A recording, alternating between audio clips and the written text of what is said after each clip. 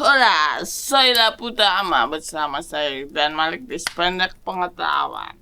Kali ini saya ingin bahas soal framework Flutter. Ini ya gila, ini framework the best lah, the best saya. Tapi untuk industrinya gimana ya?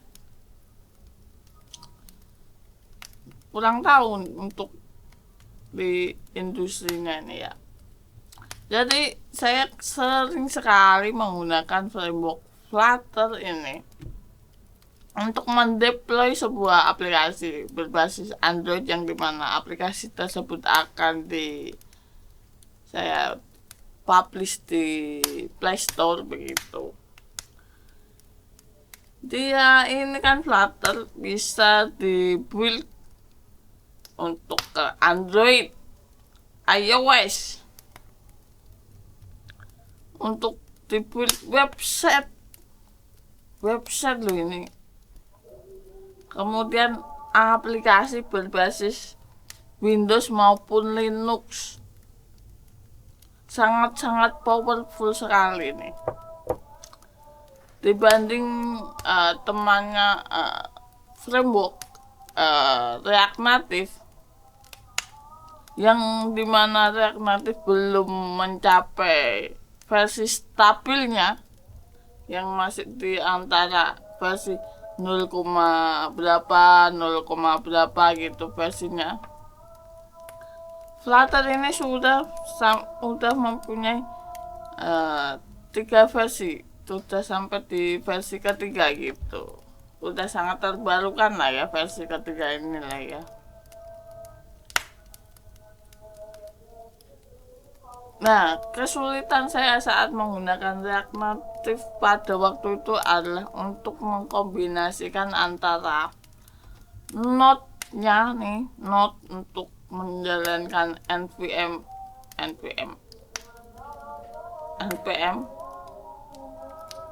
maupun jar-nya itu ya, ini beda versi, tidak bisa berjalan ya. Kemudian versi React-nya dan juga versi React Native-nya. Nah, di sini kalau ketiga versi ini tidak saling cocok dan saling berhubungan, tidak dapat dibuild dan tidak dapat di running gitu. Nah, ini saya kadang kesulitan untuk mencocokkan versi-versinya. Berbeda halnya dengan si Flutter. Flutter ini kan dia udah ada semacam installernya, downloadernya begitu.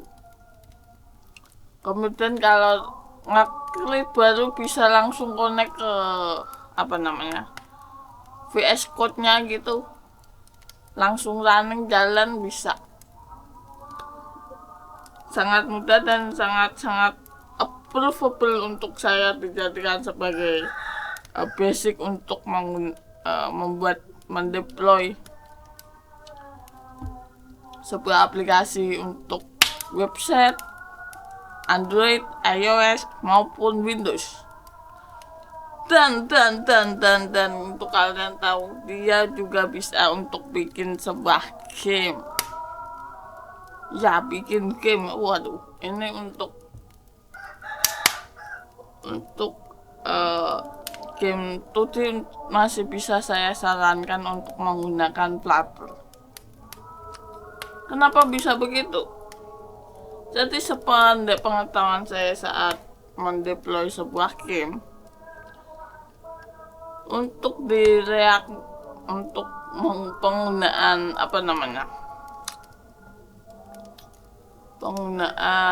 Unity, udah mah dia berbayar.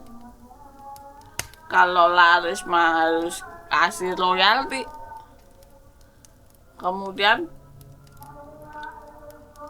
untuk menyimpannya itu tidak berbasis online untuk bisa connect ke GitHub. Ini kelemahan dari penggunaan Unity, dan berat banget bos. Aduh gila, mama sayangi.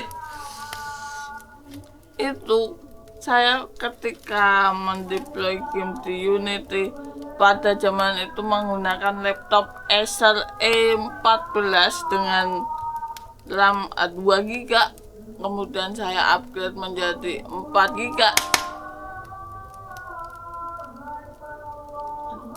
dengan prosesor dual core. Berat banget, aduh, pusing gitu untuk mendeploynya. Tapi dengan adanya ini Flutter, basically saya standarisasi laptop saya 16 GB ya RAM-nya ya. Menggunakan ThinkPad, masih dalam kategori standar saya untuk menggunakan ThinkPad dengan minimal standar RAM 16 GB. Untuk storage selalu bawaan paling murah cuma 256 GB dan dipastikan itu SSD. Itu basic saya menggunakan Flutter, pakai itu. Nah, untuk di Unity juga nih pakai kayak gitu, berat juga. Untuk versinya aduh lama banget, terlalu banyak ini ya, apa namanya, UI-nya ya, ketimbang untuk ngodingnya gitu ya. Seperti halnya dulu itu zaman-zaman belum bisa bikin website atau aplikasi web begitu. Untuk ngoding kita masih menggunakan Dreamweaver, karena apa? Dia tinggal drag and drop aja gitu untuk panel-panelnya gitu, untuk komponen-komponennya gitu ya kan, pakai Dreamweaver yang kebanyakan menggunakan UI-nya, tapi kayaknya lebih asik ngetik aja dah. Nah itu dia. Untuk React Native karena belum ada standar finalnya versi finalnya gitu, jadi dia sering berubah-ubah gitu untuk penggunaan React Native. Kalau untuk bikin sih bikin bisa, jadi sih jadi, tapi untuk ini maintenance-nya, keberlanjutannya itu agak susah untuk di React Native begitu ya, untuk keberlanjutan dari sebuah proyek itu terus berjalan. Saya punya teman yang basically dia menggunakan React Native ya, dia menggunakan React Native, kemudian apa namanya ya, aplikasinya sudah tidak berjalan di Play Store untuk entah di upload lagi atau gimana, tapi sudah tidak ada jejaknya di Play Store, sedangkan di websitenya itu masih aktif, itu masih bisa jalan. Itu proyek yang saya kerjakan di salah satu startup gitu.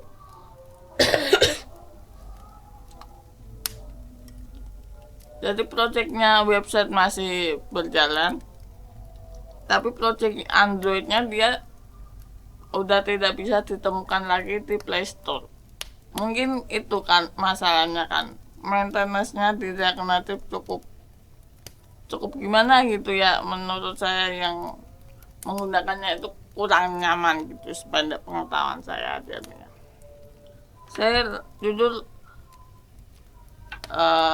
banyak sekali mengeksplor untuk ini ya, untuk bikin proyek aplikasi Android gitu ya. Tapi ya top tier-nya itu harus bisa Android Studio sih. Itu pertama basically harus standar untuk kalau bikin aplikasi Android ya. Top tier-nya itu Android Studio. Dia bisa mengoprek segala isi di HP kalian gitu. Kalau ini kan berbasis untuk React Native, Flutter itu kan berbasis cuma menampilkan aja ya. Kalau Android Studio dia bisa mengoprek HP-nya, Android-nya gitu, untuk membuat tampilannya berbeda, untuk mengkustomisasinya lah ya gitu. Kemudian saya menggunakan React Native itu kendalanya karena tidak stabil, belum ada yang versi stabilnya, jadi seringkali untuk maintenance-nya cukup susah untuk saya. Nah, kemudian ada yang basicnya itu kayak Flutter, Ionic apa Hyundai ya. Ionic kalau nggak salah, Ionic ya.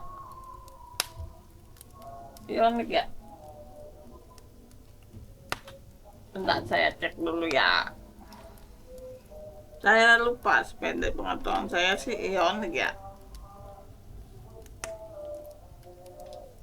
Nah, Ionic itu dia basicnya bisa bikin aplikasi Android, website ya, intinya sama kayak Flutter, tapi saya tidak cukup mendalaminya gitu ya, sebatas sependek pengetahuan aja. Dan ada seorang teman saya yang basically dia menggunakan Flutter gitu, karena dia dibebaskan untuk memakai apapun frameworknya, dia memilih Flutter gitu. Dan saya ikut mempelajarinya, dan karena aplikasi yang saya bikin udah bisa tembus ke Play Store dengan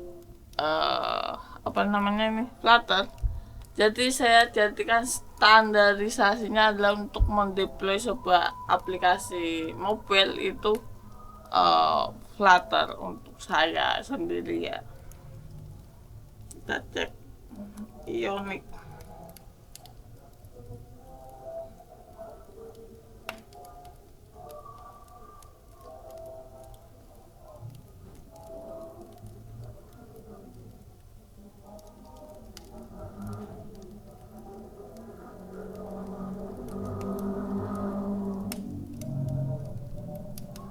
Ya betul kan, Ionic framework ya, betul. Supaya pengetahuan saya maka kakak lupa. Tapi karena adanya merek mobil yang namanya Ionic, jadi ragu saya.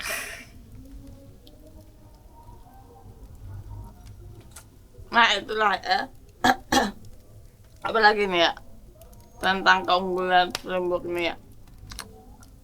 Framework Flutter ini kan memiliki semacam flame itu apa istilahnya,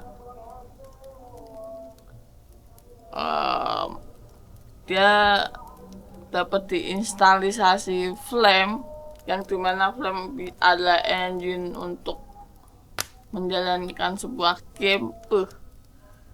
Dia Flame ini game engine yang sangat the best lah, kalau saya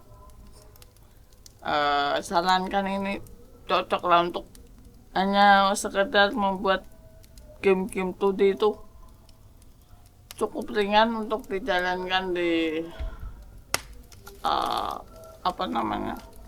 Flutter ini. Dan juga kalau untuk dijalankan secara langsung dengan diperlihatkan frameworknya untuk menampilkan